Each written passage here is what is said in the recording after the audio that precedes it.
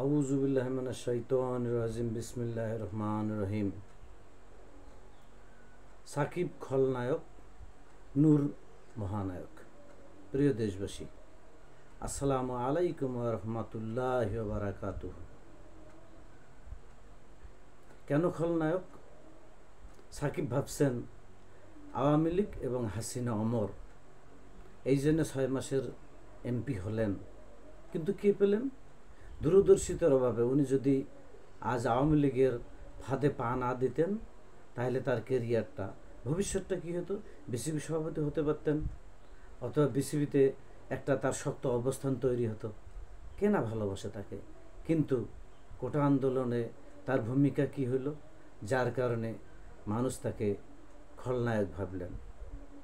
বলছি, ভিপিনুর কতটা বুদ্ধিমান, কি হয়েছে বয়স, কত প্রজ্ঞা, কত দিক নির্দেশক, কি জানেন ভবিষ্যতে কি হবে। উপদেষ্টাদের সাথে বৈঠক শেষে ব্রিফিংয়ে কি বললেন ভিপিনুর? সর্বশেষ 20 জুলাই ভিপিনুর যখন গ্রেপ্তার হলেন, কি বললেন? আওয়ামী লীগের 90% পতন হয়েছে, আর 10% বাকি আছে, একটা ধাক্কা দিলেই আওয়ামী লীগ শেষ। যার কারণে তার পরিণতি কি হলো বিশ্ববাসী দেখেছে। পুলিশের কাঁধে ভর দিয়ে আদালতে হাজিরা দিচ্ছিলেন। কেন তাকে এভাবে টর্চার করা হয়েছিল? আসল কথায় আসি। ছাত্র আন্দোলনে কি করতে হবে, পরের দিন কি প্রোগ্রাম হবে, সব দিক নির্দেশনা তিনিই দিয়েছিলেন। সর্বশেষ 8 দফা তারই দেয়া। কত বুদ্ধিমান হলে ক্ষমতাসীন সরকারের বিরুদ্ধে এরকম কঠোর অবস্থান নিতে পারেন? অথচ সাকিব আল হাসান এমপি হয়েছে, পেলেন কি? কেন এমপি হলো? কারণ তিনি জানতেন আওয়ামী লীগ এবং হাসিনা অমর। কত বোকা! আরে বাবা, নূরের দিকে তাকিয়ে দেখো না, কত গ্রেপ্তার, কত নির্যাতন, ক্রস ফায়ারের ভয় দেখিয়ে লাভ হলো না।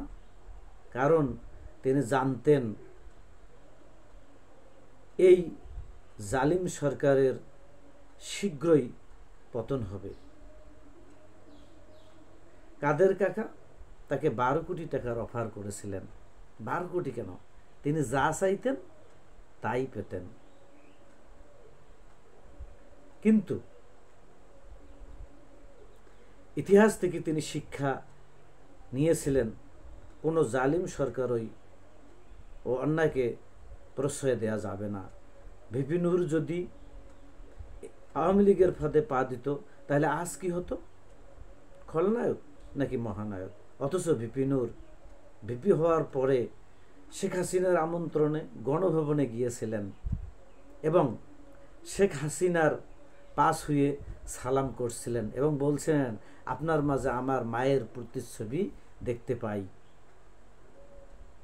কোটা আন্দোলন 18 থেকে শুরু করে অদ্যাবধি সরকারের বিরুদ্ধে কি অবস্থান তার, এবং কতবার মৃত্যুর মুখোমুখি হয়েছিলেন, তার হিসাব আছে।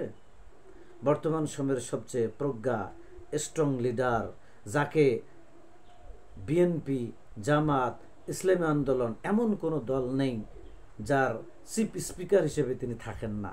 কতটা সমীহ বাংলাদেশের রাজনৈতিক দলগুলো, ছাত্ররা তাকে করে।